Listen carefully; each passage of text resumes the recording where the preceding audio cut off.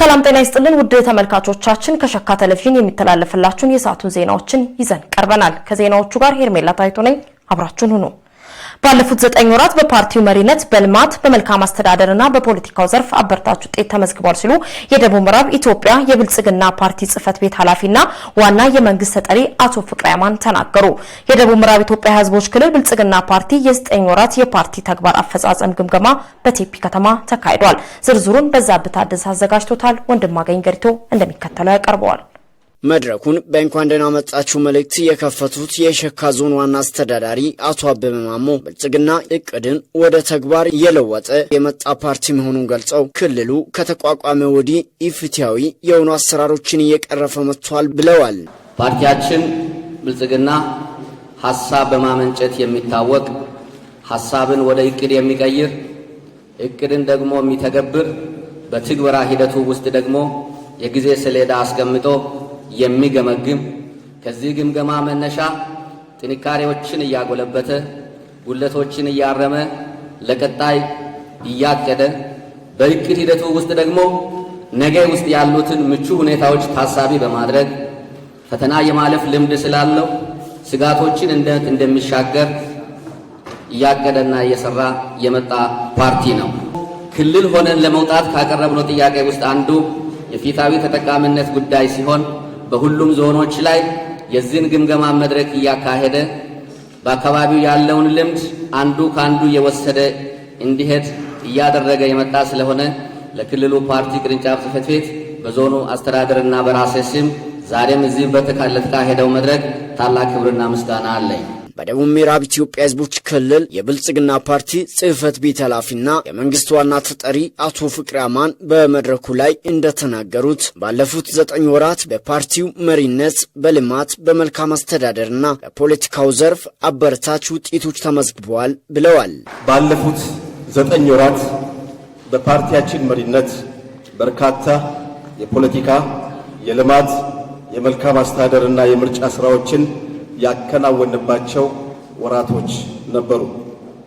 በዚህም ርብርብ በርካታ ስኬቶችን እያስመዘገብን መጥተናል፣ እያስመዘገብን እንገኛለን። የፓርቲ አደረጃጀቶችን በማጠናከርና ኮማንድ ፖስት እስከ ታችኛው መዋቅር በመዘርጋት የመረጃ ልውውጡን ማሳለጥና የአባላት አቅም ግንባታ ለማሳደግ በርካታ ስራዎች እየተሰሩ መሆኑን ተናግረዋል። ኮማንድ ፖስት ከክልል ጀምሮ እስከ ታችኛው መዋቅር ድረስ ለማደራጀት በተሰራው ስራ እዛም እዚህም ጉድለት ቢኖረውም ግን በተለይ የመረጃ ፍሰት ስርዓቱን ለማጠናከርና ለማሳለጥ የተካሄደበት አግባብ ትልቅ ውጤት የተመዘገበበት ነው ብሎ መውሰድ ይቻላል። ለተገልጋዩ ለአባላቱና ለህብረተሰቡ ቀልጣፋና ዘመናዊ አገልግሎት ለመስጠት በተለያዩ መዋቅሮች የፓርቲ ጽህፈት ቤት ግንባታ እየተካሄደ እንደሚገኝ ገልጸዋል።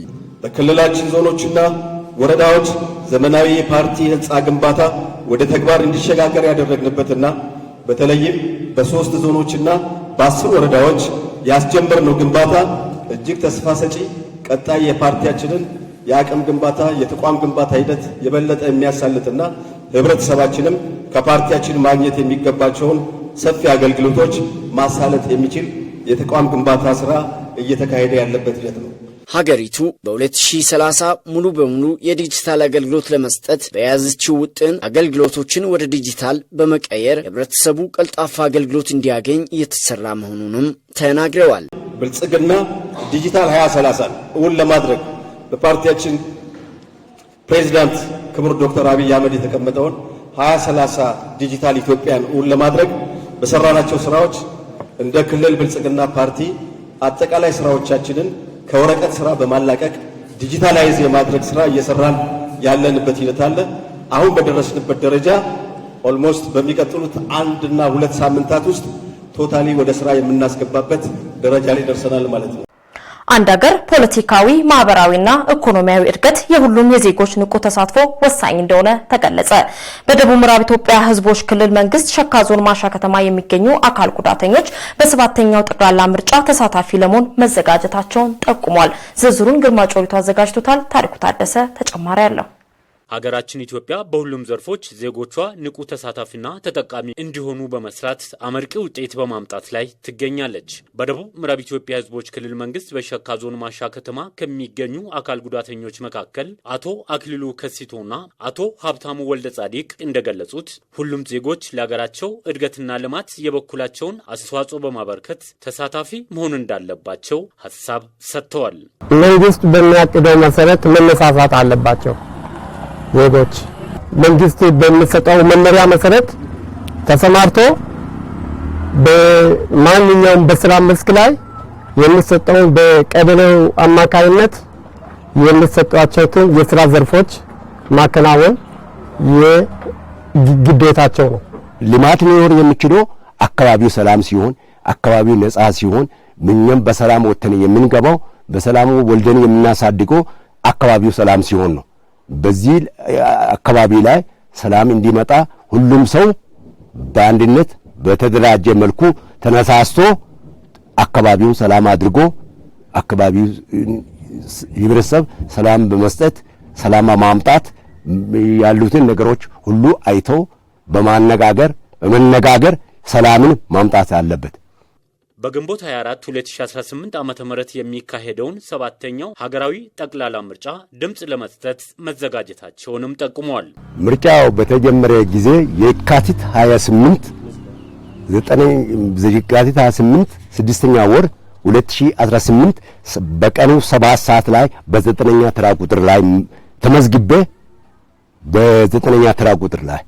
ተመዝግቤ ካርድ ወስጄ ሌሎችንም በዛን ጊዜ ካርድ ያልወሰዱትን መጥቼ ካርድ ውሰዱ። ካርድ መውሰድ ለአገሪቱ ፋይዳ ጠቀሜታ አለው። የሚበጃችሁን የሚሆንላችሁን ፓርቲ መምረጥ የእናንተ መብት ነው። ካርድ መውሰድ ግዴታ ነው፣ መምረጥ ግን መብት ነው በማለት አስተባብሬ በሚገባ አሁን በመጠባበቅ ላይ ይገኛሉ።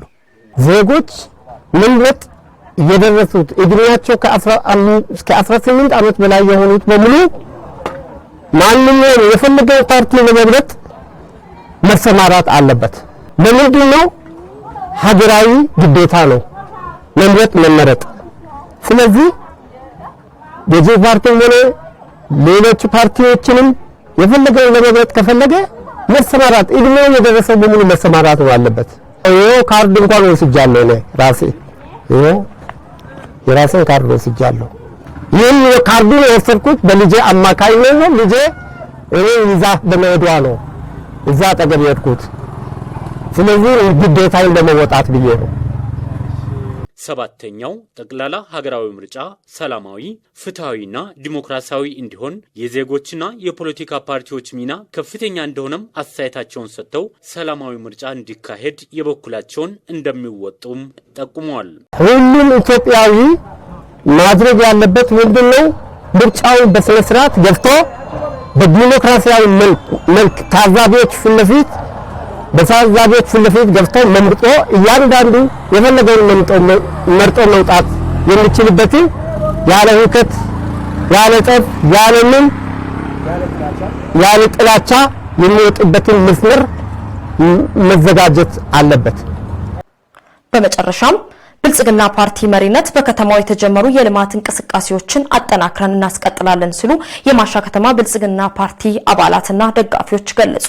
የማሻ ከተማ ብልጽግና ፓርቲ ቅርንጫፍ ጽህፈት ቤት ከፓርቲ ደጋፊዎችና አባላት ጋር የቡና ጠጡ ፕሮግራም አካሂዷል። ዝርዝሩ ወንድማገኝ ገሪቱ አዘጋጅቶታል። ትግስት ካሱ ተጨማሪ አላት። የማሻ ከተማ ብልጽግና ፓርቲ ቅርንጫፍ ጽህፈት ቤት የሴቶች ክንፍ ጽህፈት ቤት ኃላፊ ወይዘሮ ተስፋንሽ በፍቃዱ በፕሮግራሙ ላይ ፓርቲው አካታችነትን መግለጫ በማድረግ በማህበራዊ ፖለቲካዊና ኢኮኖሚ ዘርፎች የሴቶች ተጠቃሚነት ለማረጋገጥ እየሰራ መሆኑን ጠቁመዋል። አካታች ፓርቲያችን ብልጽግና በሚሰራቸው ስራዎች ሁሉ አካታችነትን መገለጫው አድርጎ ይሰራል። ፓርቲያችን በፖለቲካው በኢኮኖሚውና በማህበራዊ እንቅስቃሴው ሴቶችን፣ ወጣቶችን፣ ህፃናትንና ሌሎች ተጋላጭና የአገር ባለውለታ ዜጎችን ታሳቢ አድርጎ የነዛን ዜጎች ተሳትፎና የሚሰጣቸውን ጥበቃ ጭምር ለማሰራት ጥረት እያደረገ ይገኛል። ሴቶች የሰላም አምባሳደር በመሆናቸው ለከተማ ሰላምና ልማት በጋራ በመቆም የለውጡን እንቅስቃሴ አጠናክረው እንዲያስቀጥሉም ጥሪ አቅርበዋል። እንደምታወቀው ሴቶች የሰላም አምባሳደር ናቸው። ስለዚህ የከተማችን ሰላም የማጽናትና የማረጋገጥ በግንባር ቀደምትነት በመቆም በጋራ ተሰባስበን ሰላማችንን እንድንሰራ ጥሬን ያስተላለፍኩኝ ፓርቲያችን ብልጽግናን ምረጡ ይላለው። የማሻ ከተማ ብልጽግና ፓርቲ ቅርንጫፍ ጽፈት ቤት ኃላፊ አቶ መልካሙ እንደሻው በፕሮግራሙ ላይ ባደረጉት ንግግር ፓርቲው በኢኮኖሚ ማህበራዊና ፖለቲካዊ ዘርፎች ውጤታማ ለውጥ እንዲመዘገብ ከመስራት ባለፈ የሴቶችን አቅም በማሳደግ ተጠቃሚነታቸውን እያረጋገጠ እንደሚገኝ ጠቁመዋል። ፓርቲያችን ብልጽግና በአገራችን ከወሰድናቸው ዘርፈ ብዙ ሪፎርሞች መካከል አንዱ የሴቶችን ሁለንተናዊ ተጠቃሚነትና ውሳኔ ሰጭነት ማሳደግ ነበር። በመሆኑም በአገራችን የፖለቲካ ተሳትፎ ውስጥና ቀደም ሲል በአንድ ሴክተር ሴቶች ህፃናትና ወጣቶች ሴክተር ላይ ብቻ ተጥሎ የነበረው የሴቶች የውሳኔ ሰጭነት ተሳትፎ በፓርቲያችን በርካታ ቁልፍ ቦታዎች ጭምር እንዲሳተፉ እየተደረገ ይገኛል። በፕሮግራሙ ላይ የተገኙት የፓርቲ አባላትና ደጋፊዎች በከተማዋ በፓርቲ መሪነት በርካታ የልማት ስራዎች መሰራታቸውን ገልጸው ይህንን ለማስቀጠል የሚጠበቅባቸውን እንደሚወጡ ተናግረዋል። በፓርቲ መሪነት በከተማ ውስጥ የመጣው ለውጥ እጅግ በጣም ለሴቶች ለኛ በተለይ ለኛ ለሴቶች ለእናቶች 24 ሰዓት የማብራት አገልግሎት አግኝተን አንደኛ ሴቶቻችን ከማገዶ ከተለያዩ ነገሮች ከጢስ እኛ መንግስት ሰራተኞች ራሱ ተጠቃሚ ሆነን እኩል ከሌሎች ጋር እኩል ጥቅም እያገኘን ያለ ነው። አንድ ካመጣቸው ልማቶች በዚህ ስርዓት ማለት ነው። በፓርቲው መሪነት በዚህ 5 ዓመት ውስጥ በፓርቲው መሪነት እዚሁ በቅርባችን በ1 ኪሎ ሜትር ከከተማው 1 ኪሎ ሜትር በማይሞላ ቦታ ላይ የሆስፒታል አገልግሎት እያገኘን ነው። እሱ ለኛ ለሴቶች ከምንም በላይ ትልቁ ግባችን ነው፣ ትልቁ ድላችን ነው ብለን የምንለው ነው። እንደ አባል ከኔ የሚጠበቀው ነገር የትኛውንም በአቅምም ሆነ በተለያዩ ነገሮች በእውቀትም ሆነ እንደ አንድ ሴት ከኔ የሚጠበቀውን ለመደገፍ ዝግጁ ነኝ። ፓርቲው ለሴቶችና ወጣቶች ትኩረት ሰጥቶ በመስራቱ ተጠቃሚ መሆናቸውን የሚናገሩት ደጋፊዎቹ 7ኛው ጠቅላላ ሀገራዊ ምርጫ ነጻ፣ ፍትሃዊና ዲሞክራሲያዊ እንዲሆን የበኩላቸውን እንደሚወጡ ጠቁመዋል። ያው ከፊታችን ላይ የሚካሄደው ሀገራዊ ምርጫ ፍጹም ሰላማዊ ዲሞክራሲያዊ ሆኖ እንዲጠናቀቅ እኔ ባለሁበት ማህበረሰብ በመደርስበት ማህበራዊ መሰረት በሴቶችም በወጣቶችም በየትኛውም ማህበረሰብ ላይ ካርዱን የወሰርነውን ካርድ እስክንመልስ ያለ ምንሄድበትን ሂደት ፍጹም ሰላማዊ እንዲሆን በመደርስበት ቦታ ሁሉ እኔን የሚከተሉ ሴቶች አሉ፣ እኔን የሚከተሉ ወጣቶች አሉ። እነሱን በማስተባበር ፍጹም ሰላማዊ በሆነ መንገድ በከተማችን ላይ ይከናወናል የሚል ሙሉ እምነት አለ። ምርጫው ሰላማዊ ፍትሃዊ እንዲሆን ጥረት እንዲያደርጉ እኔ ከኔ ጎን ያሉትን ሴቶች የማብቃት አሊያም ደግሞ እንዲደግፉም የማድረግ ፍትሃዊ እንዲሆንም ደግሞ የራሳቸው ሚና እንዲጫወቱም እኔም የራሴ ሚና እንዲጫወት ከሚቀርቡኝ ሴቶችም በአካባቢም ሆነ በሚኖርበት አካባቢም በሚሰራበትም ተቋም ላይ ቅድሚያ ሴቶች ይሄን ምርጫ ፍትሃዊ እንዲሆን የመስራት ስራ እንዲሰሩ በኔ በኩል ጥረት አደርጋለሁ። ውድ የሸካ ቴሌቪዥን ተመልካቾቻችን ለሰዓቱ በኔ በኩል ያስኳቸው ዜናዎች የተከታተላችሁትን ይመስሉ ነበር። የሸኪኖኖ ዜናዎች ወደ እናንተ መድረሳቸውን ይቀጥላሉ። አሁንም አብራችሁን ቆዩ።